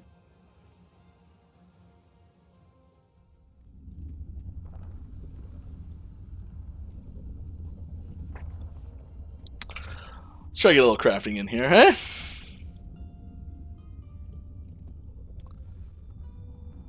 What is the philosophy behind when war generation is passive and when it is active? Where do you prefer balance between the two modes of generation? I'd like to, and this changes all the time. I'd like to see it to be something that people, like, if you're using ward as a primary layer of defense, having it be a bit of both, where you are you're passively generating ward to a point where random mobs who are small mobs and just clip you are insignificant. Not insignificant necessarily, but you're not in fear of dying from a random mob just clipping you, because your ward, passive ward generation will take care of it.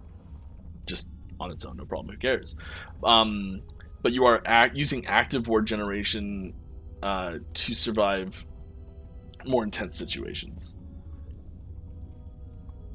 And that passive ward generation is almost acting like health and health regen in a way. Speaking of health.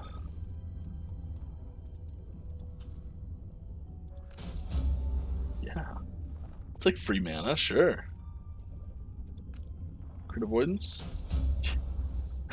Apparently my mana just wants to go up. And wow, just nuked all of our 40. But that's fine, it's T20 gloves. Decent mods on them. I'll take it. How are the rolls on that?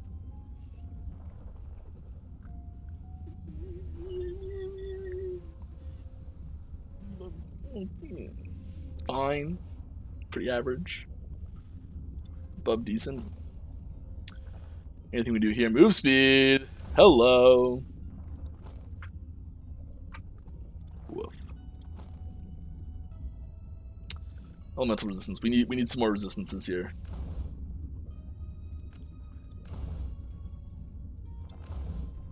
Whew. Thank you, Glyph of Hope. Wow. Wow. Can reroll some values on that now. Health. Let's get some health.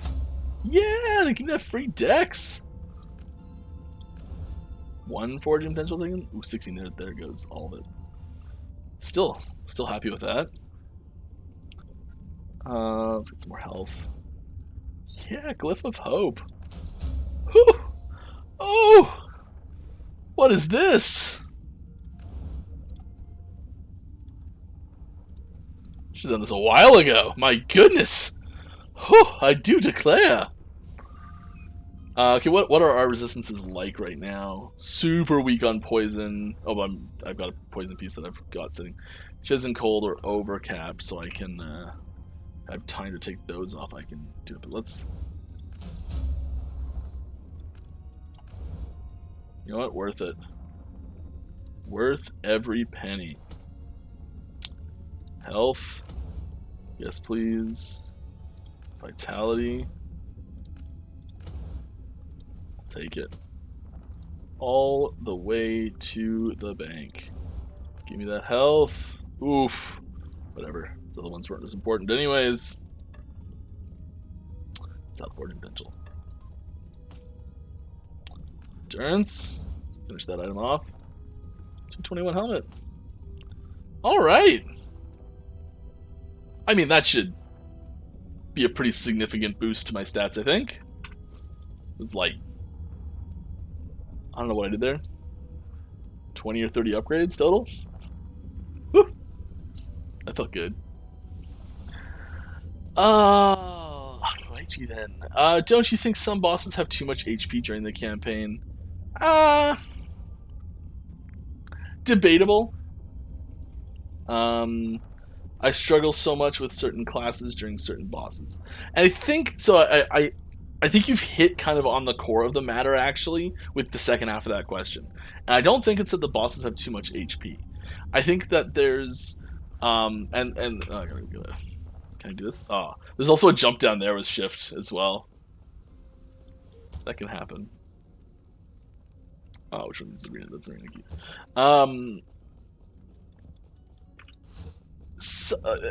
Classes hit different breakpoints in leveling at different points along the curve. So there's like, you'll be like doing better with one class, and then it'll start to fall off and get worse and worse and worse, and then it might pick up again.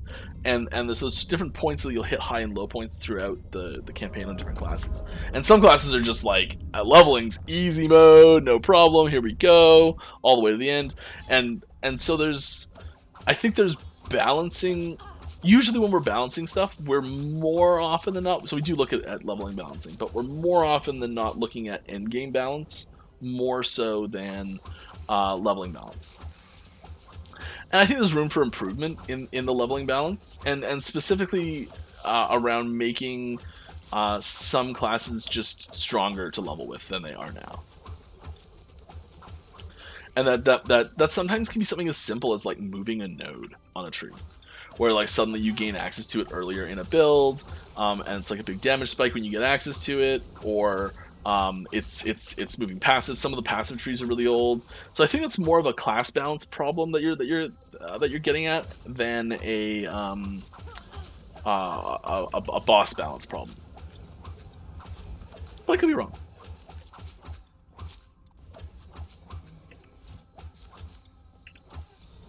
Woo!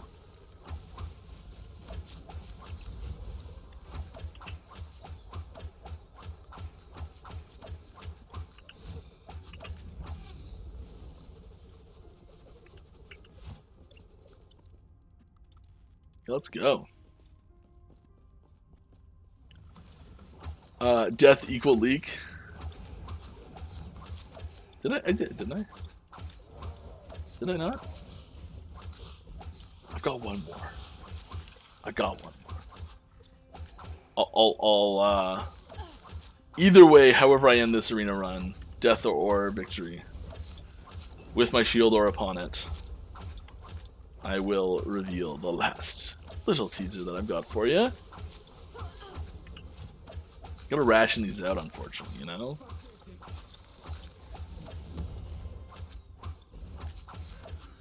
We'll probably have another armor set to show next week, I think.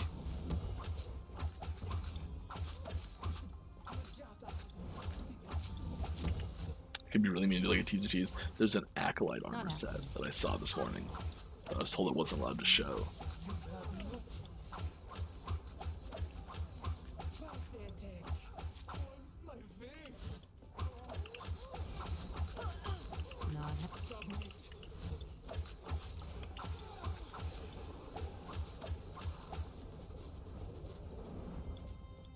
Apparently I'm trying to get killed by running over exploding corpses, but you know, whatever. What gave you most headache developing Last Epoch multiplayer? That's a really easy question to answer. 100% multiplayer.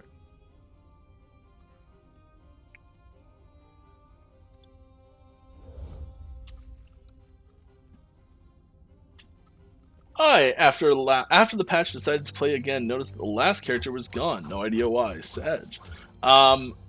If you have tech support questions, please head over to our support page, support.lastepochgame.com. However, if since the last time, I have no idea how long it's been since you played last or anything like that, but if it's been quite a long time, it's possible that the save system has changed, like a really long time.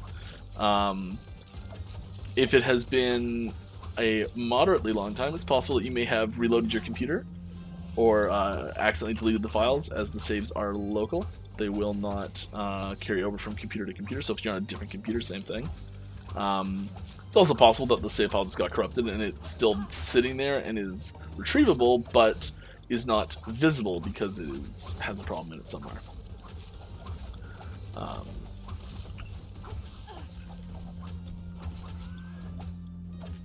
And they get corrupted lots of different ways. Yeah.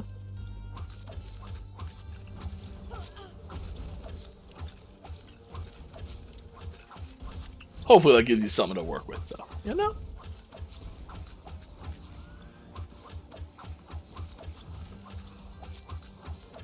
One thing that's interesting, if it is a reload, but like really old characters show up, like really old characters, that's because sometimes some reloads will actually just overwrite will keep your registry values for third-party things, and we used to save a long time ago save files in the registry, so that's why those may have survived, if that's the case.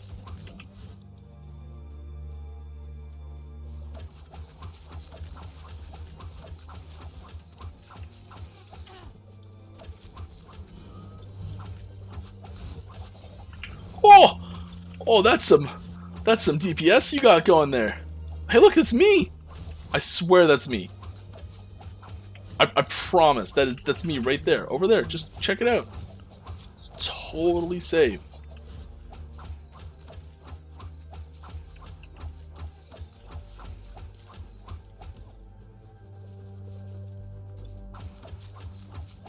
And then I'm noticing as I'm looking down in chat that there's like a whole bunch of troubleshooting happening in chat. And I'm just like way behind, so listen to Reimer, he's smarter than me.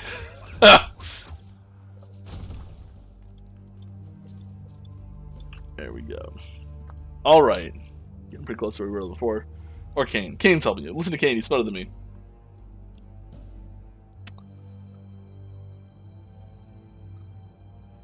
Alright.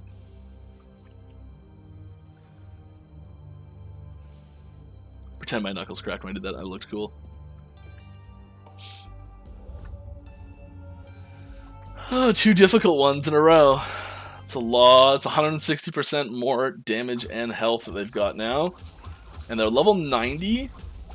And I am level 78. Void res is awful. Okay, so I gotta be really careful with Void. That's why I died last time.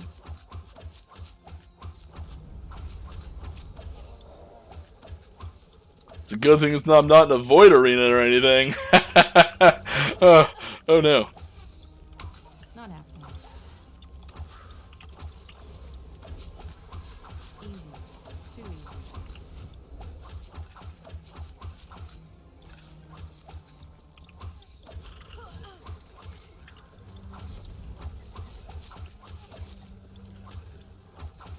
I gotta kill Void stuff first.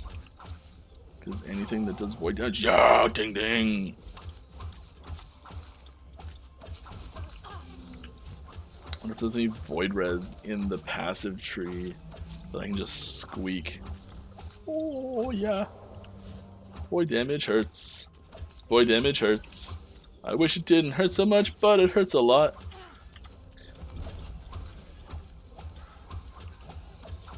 What if, I'm just putting this out there, you guys just like, didn't attack me? What's going on with these barrels?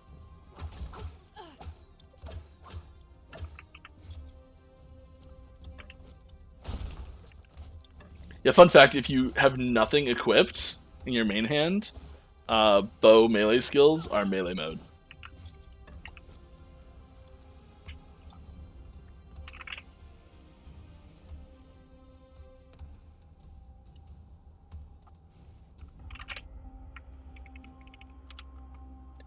Dang. Wait, my chat open? No, okay, cool.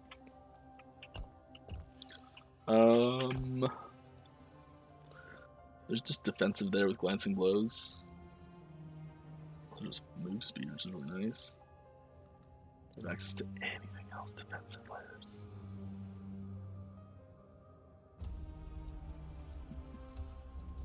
Okay. You know? There's a little bit of defensive there, you know, a little bit. Some void dots that can happen.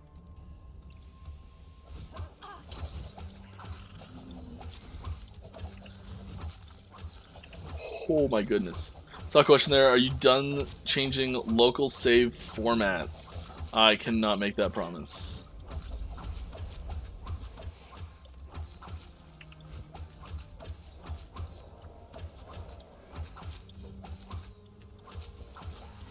Okay. You've got to die right now. Not.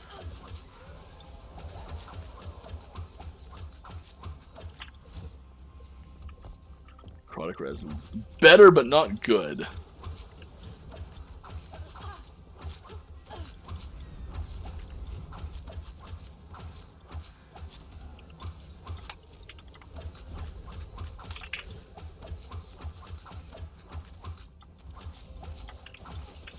Oh, come on!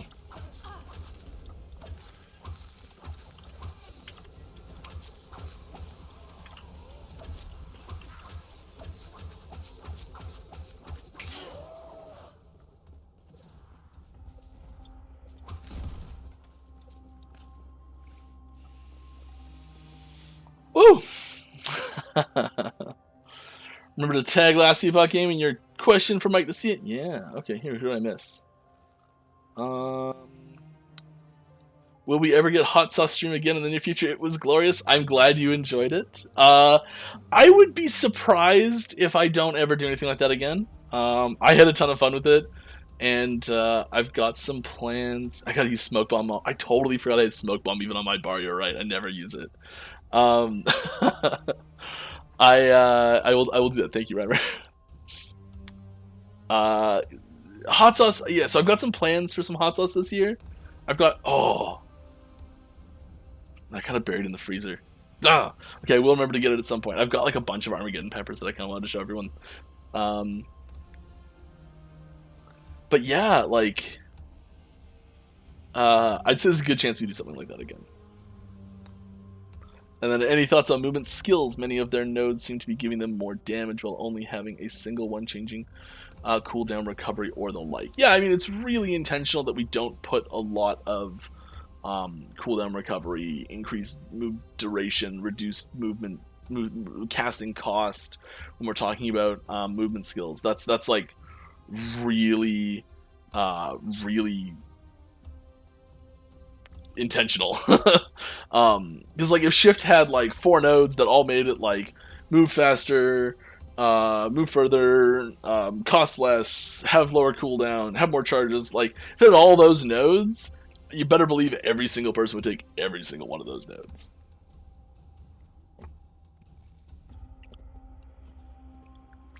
And it's fine if some skills have some like almost mandatory nodes or like almost autocomplete nodes. I wasn't messing with that one particularly for that as an example or anything, but just like it's like if there's a few of those nodes where you're like almost everyone's going to take that node, and that's fine. But when there's like 10 points worth of nodes that's just like, what, everyone's going to take that, that's the sign that there's some work needs to be done on that tree.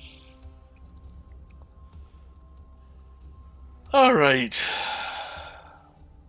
I mean, this is so much more enticing, but I will not do that. So we're going to play it safe because we're severely underleveled.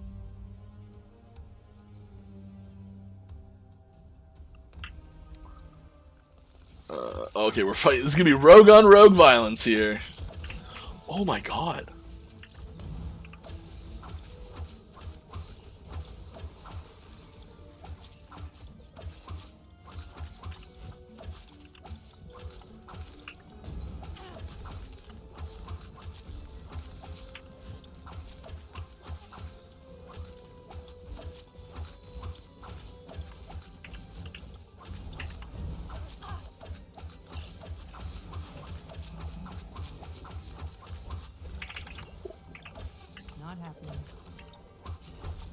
Come on.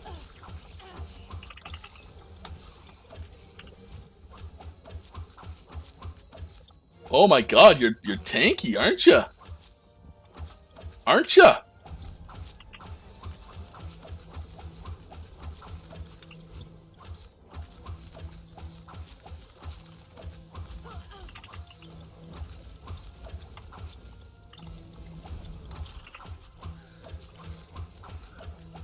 Okay. Not happening.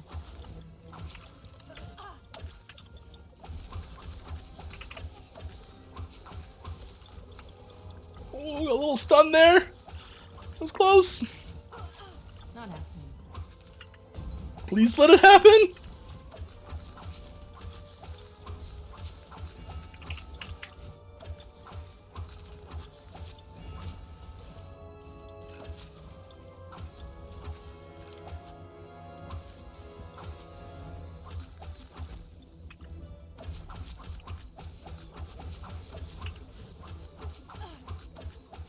Not happening.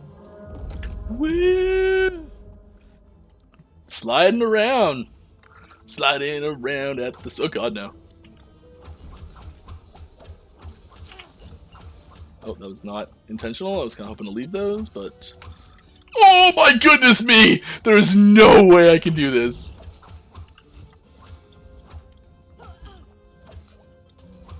Oh my god.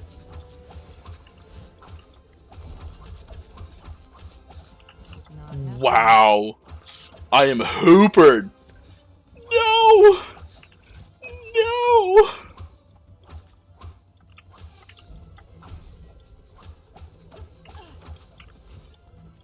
Why won't you drop a potion? No!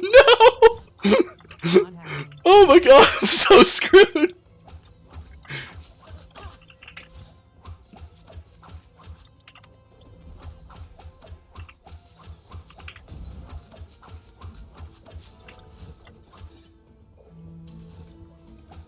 Not happening.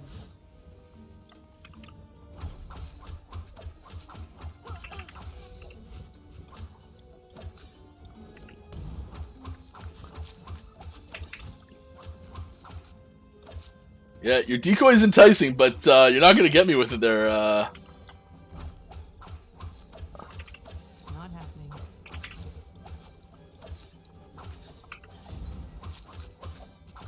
Oh gosh. Not happening. No, I threw it. I threw it.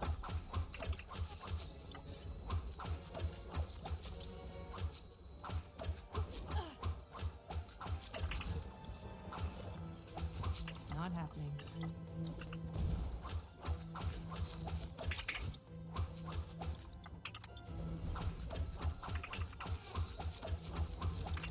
Come on.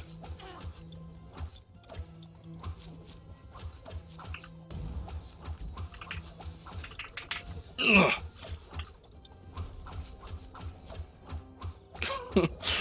I don't know why I'm just throwing the thing laterally. Oh, come on.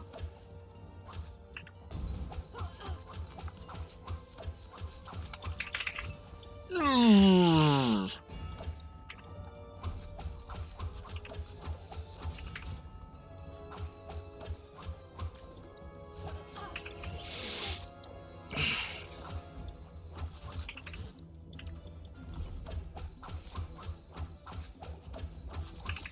Not happening.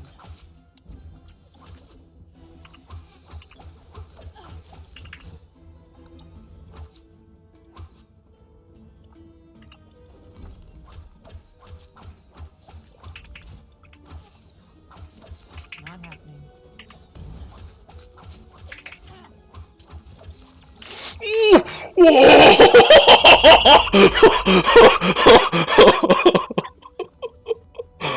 Oh.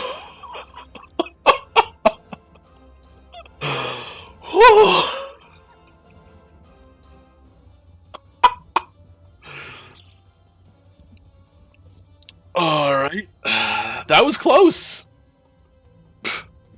No big deal. Had it all along.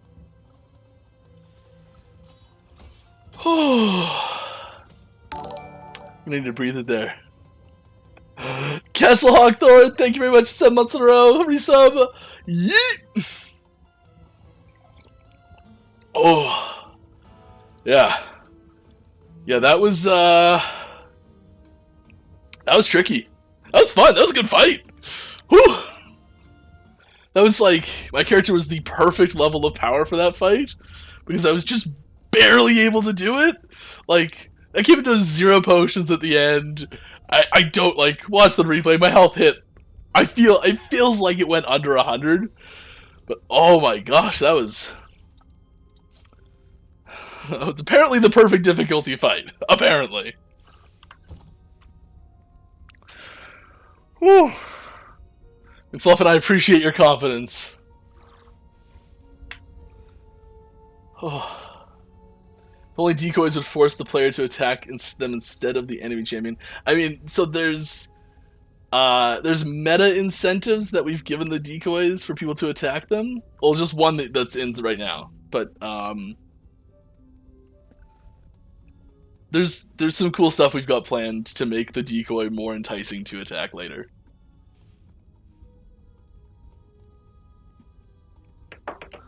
Alright, Nerdy Joe 314, do you plan to do something like Hall of the Grandmasters, where players can submit their characters in some form of immortalization? I love things like this. We don't have any formal plans exactly how to do it, or what we're going to do, or if we're going to do, or anything like that, but like, things like that are super duper cool, where you can like, go back and look, and like we kind of did this a little bit already with the ladder, where like who's on the top of the ladder on for patch whatever, you know, and so we kind of do that a little bit, but like having it be a little bit more in depth, I think would be really cool, especially if there was some sort of PvP, and the PvP was like remotely balanced, which is a big ask, but yeah. Also got a question here right when I started that fight, I think. So what's the talking points for the action RPG interview? Designing a unique. Yeah, we're going to design a unique. That's the big thing. Gonna design a unique. I don't know if it was too easy, but she seemed to think so. Pure skill, I'll take it. Did I go to 15 health? Oh my god. Those upgrades I did right before going into that were really important. Oh, from the looks of it, that was Rymer remoting into Mike's desktop to control it. Ouch! And I completely understand where you're coming from. Oh, increased damage over time. Exalted, that's nice. Cold Pen I could do without. Physical res we don't really need. I could try rerolling those. Yeah, you know what? Let's do a little... Yeah, let's do a little crafty craft on that, shall we? Oh yeah, I said no matter what I do, I was going to...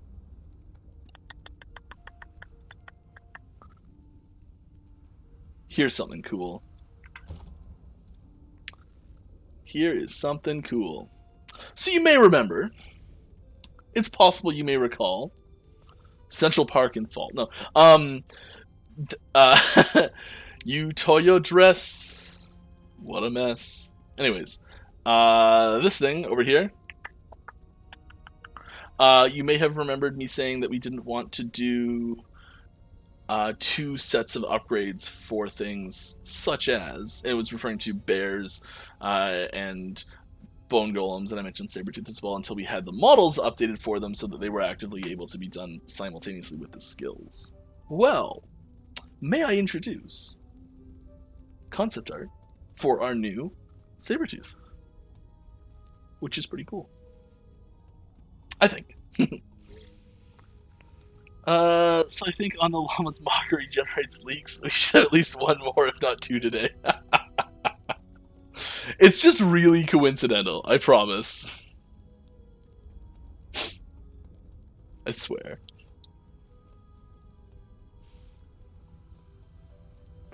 Wow, nice. Thank you very much. Well, I shouldn't say thank you, but thank you from our team, whoever made this, because it wasn't me.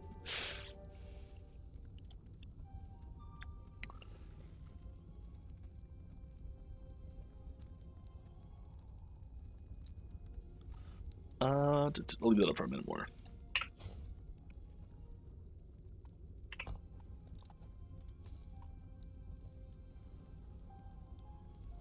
I won't actually start crafting until I give it a... Okay, we're gonna pop it down. Boom. Here we go. There's an empty slot there. I forgot there's an empty slot there. Oh, that Fizz Res is RDC5. That's fine. Fizz Res on there is nice. I just was hoping for something else because we have a lot of Fizz Res elsewhere. Yeah, Poison Necrotic are tight.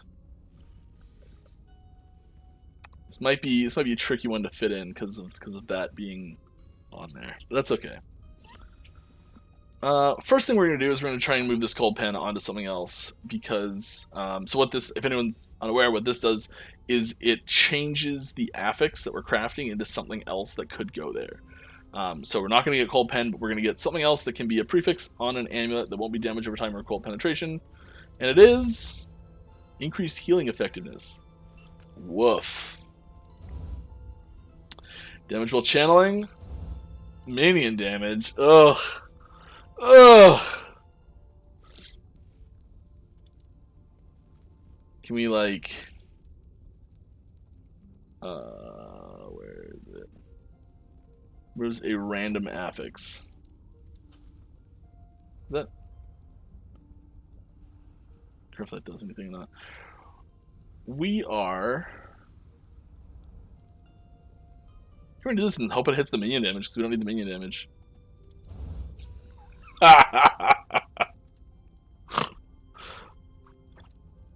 And that's how sometimes you can just bork an item. That's too bad.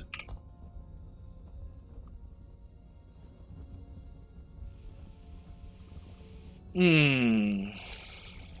Bum. Wow. That's okay though.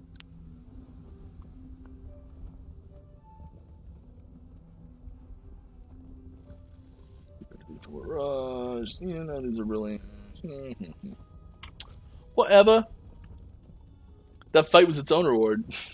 Actually, a ton of fun with that fight. So, I think that's possibly a disappointing note to end on with the craft. But you know what? It just goes to show it can happen to anyone. That's about all we've hit time. So I'm going to call it for today. Thank you all for coming out. Oh, we got one more question. How do you feel about the current mana system? Oh my god, that's such a huge question. I think I answered a little bit of it in the Ziz stream. And you can check that out for a little more details. Or if you want to come back next week and ask again, I'd be happy to get into it. But the short answer is, overall, I love it. It's not perfect. Another question here. Plants and removal, scary to use, feels more often than not. It consumes so much stability. It might consume too much stability because you're taking the mods off. I don't know. Aaron asking, you show new bear golem. I cannot.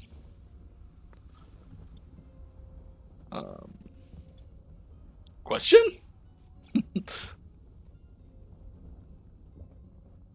Okay, that's it for today. Thank you all for stopping by. I had a wonderful time. I hope you did too. I will see you next week. And next week, the stream will be continuing over on Action RPG's channel for some extra stuff. Most notably, a unique design session.